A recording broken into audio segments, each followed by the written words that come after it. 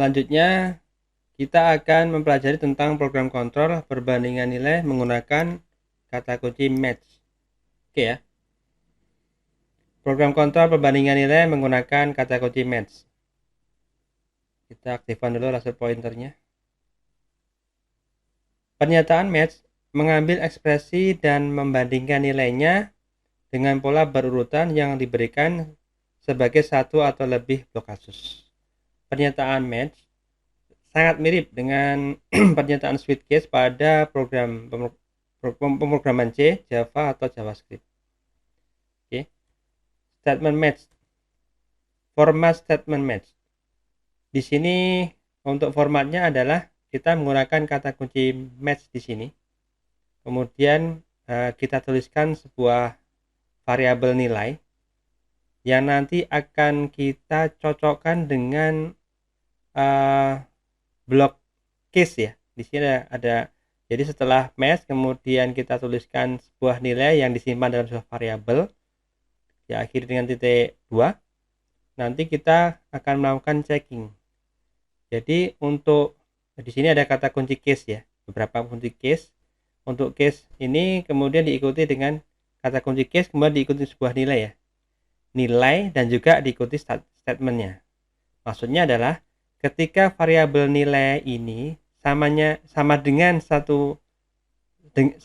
nilai-nilai yang ada di bawahnya, di bawah ini struktur match ini ya. Jadi nanti yang akan dijalankan adalah statement yang nilainya sama dengan variabel nilai. Ini ya, seperti keterangan yang saya tuliskan di sini. Jadi case nilai 1 ini kalau sama dengan variabel nilai yang di samping yang kita tentukan ya, yang kita tentukan supaya kemudian terjadi kondisi benar dan akan menjalankan perintah atau statement yang berada di nilai atau yang case yang nilainya sama dengan variabel nilai. Jadi statement 1 ini atau statement 2 ini atau statement yang ke N ini akan dijalankan apabila nilainya nilai N, nilai 2 dan juga nilai 1 ini sama dengan variabel nilai. Ya. Jadi kalau di sini program ini statement 1 ini akan dieksekusi ya. Program yang dieksekusi jika kondisi var nilai sama dengan nilai 1. Gitu.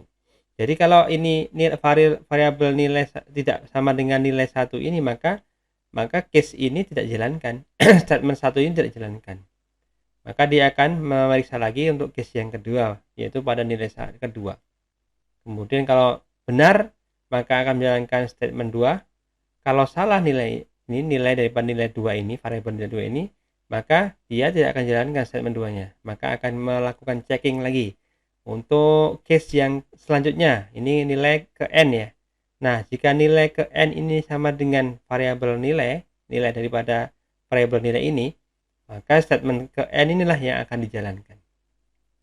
Nah, apabila nilai-nilai pada ini blok case ini ya, 1, 2, 3 ini tidak ada yang sama dengan variabel nilai yang kita tentukan di sini, maka yang akan dijalankan adalah case alternatif.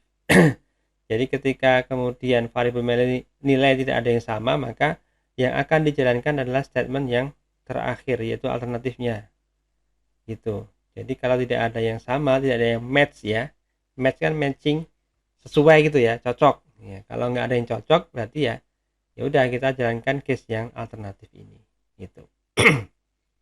Oke, contoh. Contohnya adalah seperti ini ya. Kita langsung demokan aja. Kita langsung demokan di PyCharm. Ya, ini kontrol program match ya. Contoh programnya seperti ini. Jadi di sini kita membuat fungsi dengan nama http_error kemudian diikuti di dalam kurungnya status, sebuah variabel nama status. Nah, kemudian kita di dalam fungsi itu melakukan checking status. Ini semacam di kode-kode di internet ya. Jadi match itu kita tuliskan di sini kata kunci match kemudian statusnya. Nah, status yang kita harapkan nanti kita tuliskan di dalam sebuah ini ya, sebuah list bernama list status. Nah, jadi sebenarnya program utamanya adalah yang ini. Program utamanya sebenarnya yang ini ya. Kita coba kasih ini program. Nah, utamanya adalah ini. Jadi untuk fungsi, kita fungsi belum jelaskan, tapi nanti kita contohkan dulu supaya ya, paling tidak mengenal terlebih dulu ya. Ini adalah sebuah fungsi ditulis dengan menggunakan kata kunci def, kemudian nama fungsinya, dan juga di sini ada satu parameter. Nah, dan argumen-argumennya nanti adalah sebuah status yang kita tentukan dalam sebuah list. Ya, di sini status misalkan nanti apa pembandingan antara nilai variabel status dengan beberapa case ya.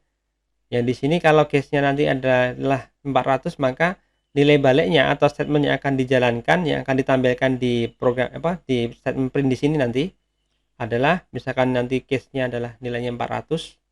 Ketika status juga nilai 400, maka bad request di sini.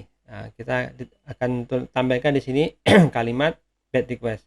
Kalau case-nya adalah nanti status sama dengan 404 ya, maka yang ditampilkan adalah sebuah kalimat return not found gitu ya. Kemudian kalau case-nya 418, maka tetap setia di sini. Contoh aja. Nah, terus yang keempat adalah case alternatif apabila yang keempat ini case-nya tidak semuanya tidak ada match, maka di sini case-nya kita tulisnya dengan underscore saja. Maka kalau kemudian case-nya adalah underscore, yang ditampilkan atau menjadi nilai baliknya adalah kalimat atau string something wrong with the internet gitu ya, misalkan begitu. Nah, oke ya. Nah, ini fungsinya. Nah, kemudian untuk mencoba mencontohkan cek statusnya, di sini kita buat sebuah list namanya list status yang isinya adalah nilai ini ya, sesuai dengan ini karena untuk contoh aja. Nilainya 400, yang pertama elemen pertama, kemudian 404, kemudian 418, dan juga karakter atau string underscore di sini.